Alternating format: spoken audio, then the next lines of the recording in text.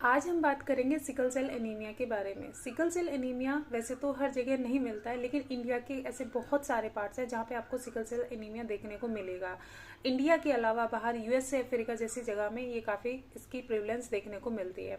Sickle cell anaemia अगर India में बात करें तो ये मध्य प्रदेश, उड़ीसा, केरला जैसे या फिर जो ट्राइबल बेल्ट्स वाले एरियाज होते हैं मध्य प्रदेश में, जो कि आपको देखने को मिलेंगे, वहाँ पे सिकल सेल एनीमिया काफ़ी कॉमन है। सिकल सेल एनीमिया में होता क्या है, वैसे तो ये एक इनहेरिटेड डिसीज होती है। यानी इनहेरिटेड का मतलब है कि अगर किसी बच्चे को सिकल सेल डिसीज या सिकल सेल एनीमिया है तो उसमें वो जो जीन्स आए हैं वो उसके पेरेंट्स से आए हैं। सिकल सेल तीन तरह को हमें देखने को मिलता है, जिसमें हम बोलेंगे पहला होता है सिकल सेल डिसीज, दूसरा होता है सिकल सेल एनीमिया और तीसरा होता है सिकल सेल ट्रेट। जो सिकल सेल ट्रेट होता है, सिकल सेल ट्रेट में आपको बहुत ज़्यादा सिम्टम्स देखने को नहीं मिलते हैं। इसमें माइल्ड सिम्टम्स ही मिलते हैं, यानी हीमोग्लोबिन पेशेंट का लो रहता है लेकिन इतना कम नहीं रहता कि उसको क्राइसिस जैसी चीज़ों का सामना करना पड़े। जो सिकल सेल डिसीज़ होती है मेनली उसी में सिम्टम्स जो होते हैं मैनिफेस्ट होते हैं।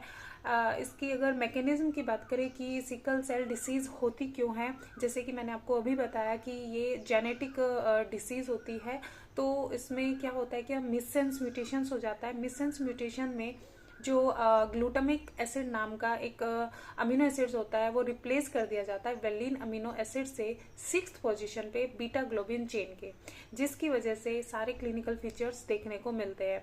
यहाँ पे पेशेंट की हीमोग्लोबिन कम रहती है, इसके अलावा उसको वीकनेस रहती है और जिसकी वजह से पेशेंट कभी भी क्राइसिस में जा सकता है।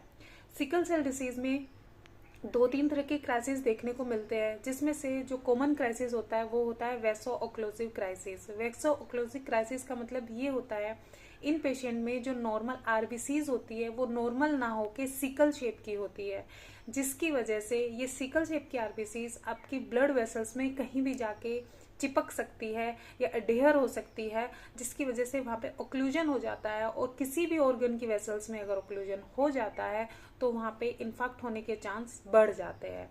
तो इस तरह के क्राइसिस इन पेशेंट में देखने को मिलते हैं। इन पेशेंट में ब्लड ट्रांसफ्यूजन की ज़रूरत भी फ्रिक्वेंटली पड़ती ही रहती है।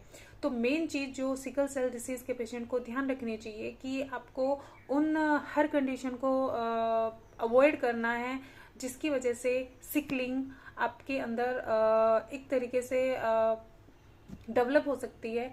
लाइक डिहाइड्रेशन से बचना है, इन्फेक्शन से बचना है और स्ट्रेस से बचना है। इन चीज़ों को अगर आप अवॉइड करोगे तो जो क्राइसिस आने के चांस होते हैं वो